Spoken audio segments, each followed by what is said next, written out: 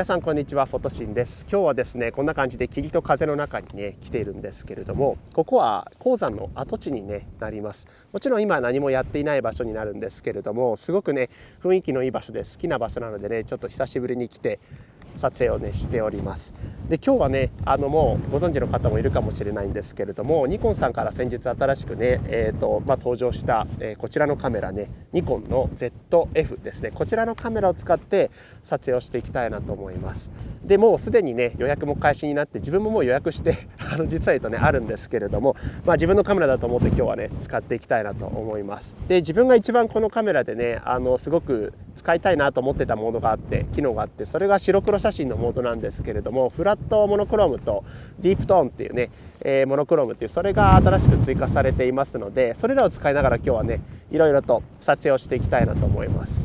ということで、じゃあせっかくねこんな素晴らしい、残骸のね、姿がありますので、じゃあ早速ね撮っていきたいと思います。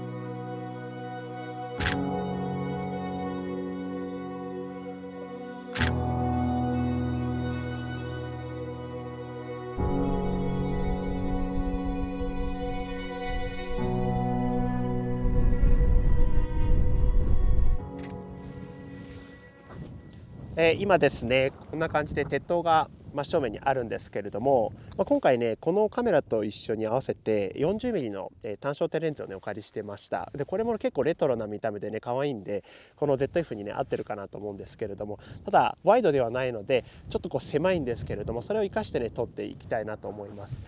で今すごく霧が濃くて視界があまり良くないんですけれども、ちょうどこんな感じで鉄塔が奥に向かって伸びている、立っているところで、手前ははっきり見えている、視覚的はっきり見えているけど奥に従ってどんどん薄れていく、このグラデーションをねちょっと撮ってみたいなと思います。じゃあちょっと雨もねポツポツ降ってきたので、場所も移動しながら行きたいと思いますのでね、ひとまずこちらで撮れる写真たちはこんな感じです。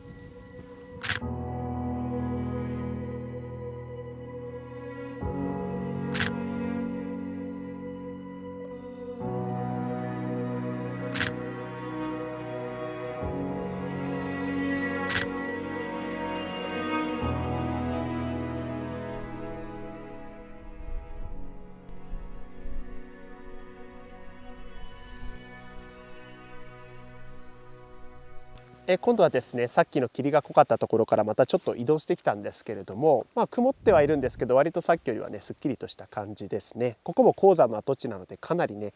山体崩落というか、削られてねこんな感じでむき出しになって、すごくワイルドですね。でここでもちょっと白黒でね撮っていきたいんですけれども、今回新しく追加されたフラットモノクロームとディープトーンのモノクロームですね、その2つがあるんですけれども、フラットモノクロームっていうのはですね、割と暗部が持ち上がってくれて、こうコントラスト弱めな優しい感じの白黒写真になります。一方でディープトーンっていうのは結構暗部がギュッと引き締まって、青空なんかもギュッとこう黒くなってね、力強い感じになるので、そういったちょっとインパクトを強調したい時なんかはディープトーンがいいかなっていう感じなんですが、今映像もねちょっとご覧いただいて結構違うと思います。でここでは、一応ディープトーンを使っていきたいなと思うんですけれども、雲が流動的に流れてきて、雲のね底の辺りがかなり暗いんですよね。それを強調してちょっとドラマチックな感じにしたいっていうのと、あとはこの山体の、険しい感じですかね、その様子をかなりね強調したいなっていうのもあるので、ディープトーンでやっていきたいなと思います。またもうちょっと移動しながらいろいろと撮りたいなと思いますけれども、今度はね木々とかも撮れればなと思います。ということでこちらで撮れる写真はこんな感じです。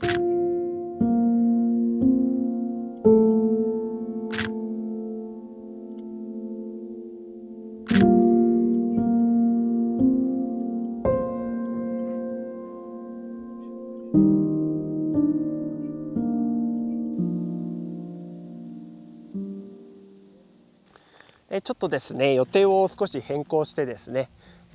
紅葉の撮影をねしております。白黒写真で今日ずっと行こうかなと思ってたんですけど、思いのほかね綺麗だったのでちょっとね変更をしました。で今年の夏はかなり暑い期間が長くて雨も少なかったので、ちょっとね紅葉の状態が心配なんですけれども、若干やっぱ葉っぱがね傷んでるものが多いんですけれども、今ちょうど草もみじなんかがねすごく綺麗で、シダが綺麗にオレンジ色になっていて、ススキの葉っぱとかね、ススキもゆらゆら揺れていたりだとかして、結構淡い色彩なんですよね。でこれでもっともっと葉っぱがね、周囲の葉っぱが末期期になっていくと、今度こっち側がブラウン系になってしまうので、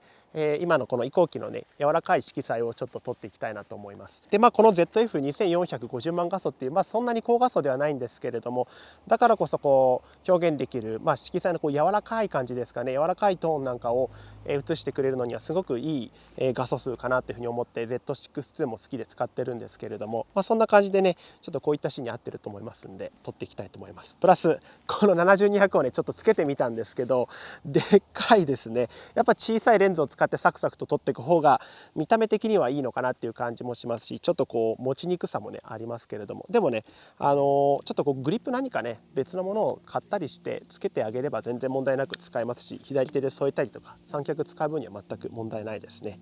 見た目はすごくかっこいいです。本当にね綺麗ですね。ということでこちらで撮れる写真たちはこんな感じです。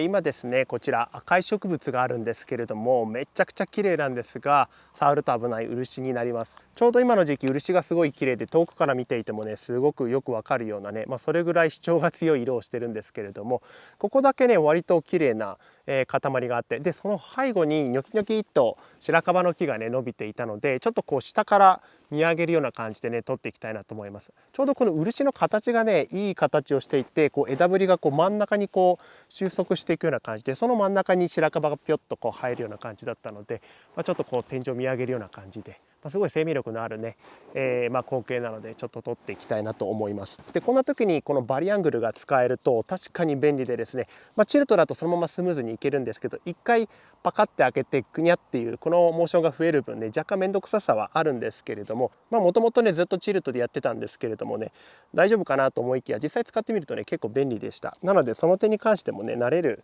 しかないですもともとチルト使ってる人はね、はいっていう感じで、結構便利なのでね全然問題ないと思います。ということでこの辺りのね漆をちょっともう 2,3 個取って、もう1箇所ぐらいで撮影して終わりたいなと思います。ということでこちらで撮れる写真はこんな感じです。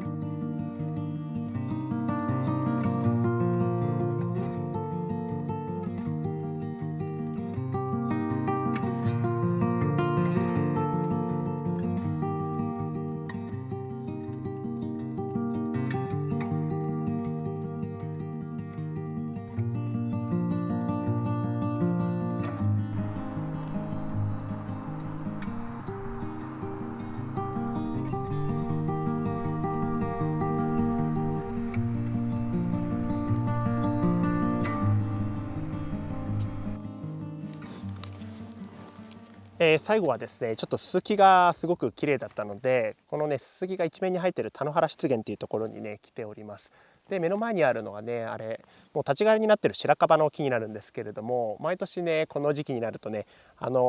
立ち枯れのねちょっとこう物寂しい感じなんですけれども、あれがねすごく好きで、この秋の時期にね取りに来るんですけれども、またね今年もしっかりと立っております。でこんな感じでゆらゆらとねススキも揺れていてすごく綺麗で、色とね絡めて撮ってもいいんですけれども、まだねそこまで紅葉が来ていないという状況なので、プラスちょっとやっぱ形をね生かして撮りたいなっていうところで、やっぱり最後はねモノクロでいきたいなと思います。で最後はねちょっとねこちらのレンズなんですけれども、F マウントのオールドレンズをねつけています。マイクロレンズですね。これもともと持っているやつでずっとね Z50 に使っていたんですけれども、このカメラに間違いなく合うだろうということでねずっとね持っていて早くつけたいなと思ってたんですけれど、ようやくガッチャンコできて、